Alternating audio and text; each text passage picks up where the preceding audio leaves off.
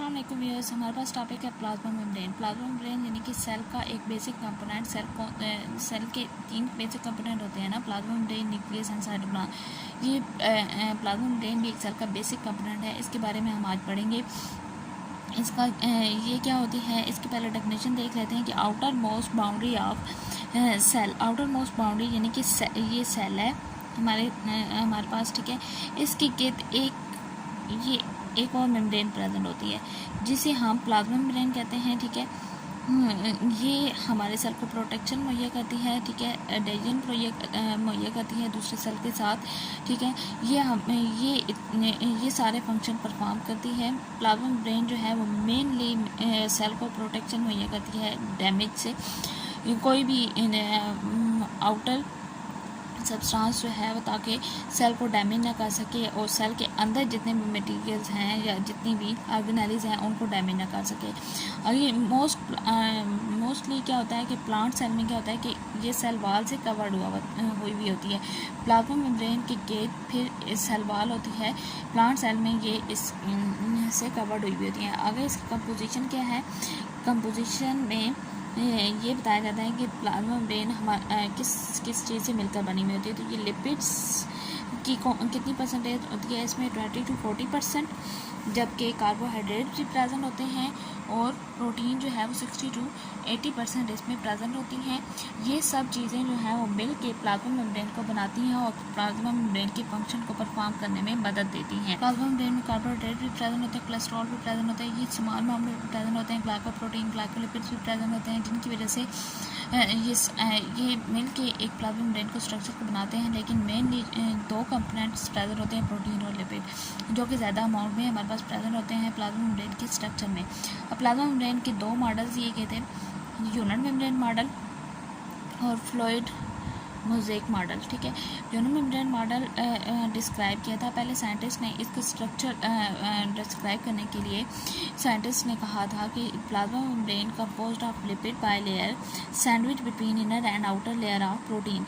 यानी कि plasma membrane जो होती है वो लिपिड बाइलेयर होती है, लिपिड बाइलेयर से मिलकर बनी हुई होती है, जो कि एम्बेडेड हुई हुई होती हैं। ये जो एम्बेडेड हुई हुई होती हैं inner and outer layer of protein में, यानी कि प्रोटीन उनके इर्द गिर्द प्रेजेंट होती हैं।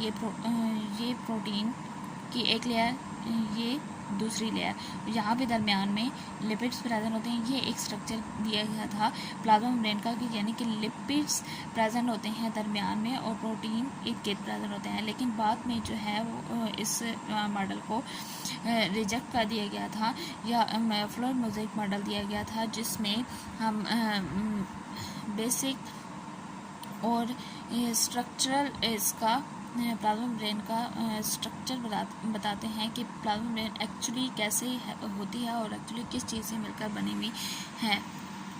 फ्लूइड मोज़ेक मॉडल दिया गया था। फ्लूइड मोज़ेक मॉडल क्या था कि इसमें साइंटिस्ट ने डिस्क्राइब किया था कि प्रोटीन्स लेयर्स होती हैं जो कि एम्बेडेड हुई होती हैं लिपिड बाइलेयर में, यानी कि इसके प्रोटीन की लेयर होती है और इसके गिर्द जो है वो लिपिड की दो लेयर्स होती हैं, जिनके ये मोज़ेक मैनर में प्रेजेंट होती हैं प्रोटीन लिपिड बाइलेयर में। यानी कि जिस तरह बर्फ़ तैरती है पानी में, इस तरह से प्रोटीन तैरी होती हैं लिपिड बाइलेयर में, जिसकी वजह से इस मॉडल को फ्लूइड मोज़ेक मॉडल का नाम दिया गया था और इस स्ट्रक्चर को एक्सेप्ट किया गया था। इस स्ट्रक्चर पे की बेस पे आज भी हम प्लाज्मा मेम्ब्रेन को डिस्क्राइब करते हैं कि प्लाज्मा मेम्ब्रेन का स्ट्रक्चर क्या है।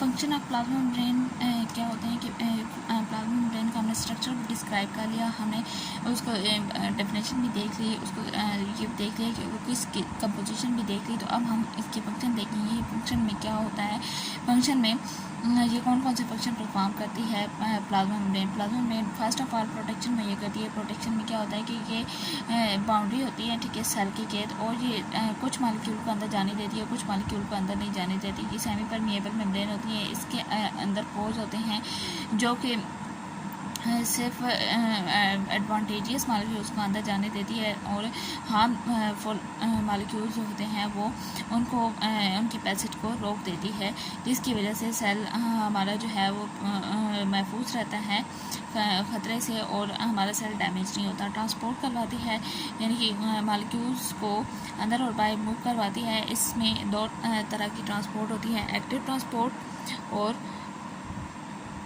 Passive transport. एक्टिव ट्रांसपोर्ट में क्या होता है कि एक्टिव ट्रांसपोर्ट में मॉलिक्यूल्स जो हैं वो लोअर कंसनट्रेशन से हायर कंसनट्रेशन में जाते हैं, लोअर टू हायर, ठीक है। और लोअर टू हायर कंसनट्रेशन की तरफ जाने के लिए हमें एनर्जी या मॉलिक्यूल्स का एनर्जी रिक्वायर्ड होती है, जो एटीपी की फॉर्म में ये यूज़ करते हैं, जिसकी वजह से एक्टिव ट्रांसपोर्ट का प्रोसेस कंप्लीट होता है। जबकि पैसिव ट्रांसपोर्ट में क्या होता है कि पैसिव ट्रांसपोर्ट डिफ्यूजन के ज़रिए होती है। डिफ्यूजन में क्या होता है कि हायर टू लोअर कंसनट्रेशन होते हैं और इसमें हमें एनर्जी रिक्वायर्ड नहीं होती। इसमें वैसे ही molecules lower higher to lower concentration में मूव करते रहते हैं। अब एंडोसाइटोसिस एक और इसका फंक्शन है कि ये एंडोसाइटोसिस यानी कि ये इस फिनोमेना के ज़रिए भी मॉलिक्यूल्स का इनटेक करवाती है। तो मॉलिक्यूल्स का इनटेक कैसे करवाती है? एंडोसाइटोसिस क्या होता है कि engulfing of the material in the form of vacuole, engulfing of the material in the form of vacuole.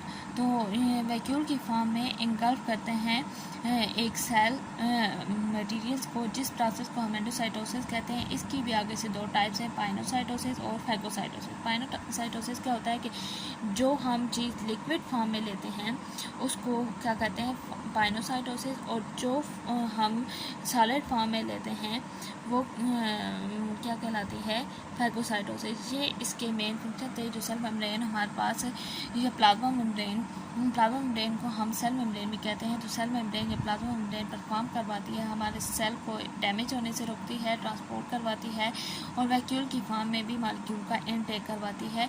ये फंक्शन थे, ये मेन फंक्शन थे जो प्लाज्मा मेम्ब्रेन हमारे करवाती है बॉडी के अंदर, ताकि हमारा मेटाबॉलिज्म सही से हो सके।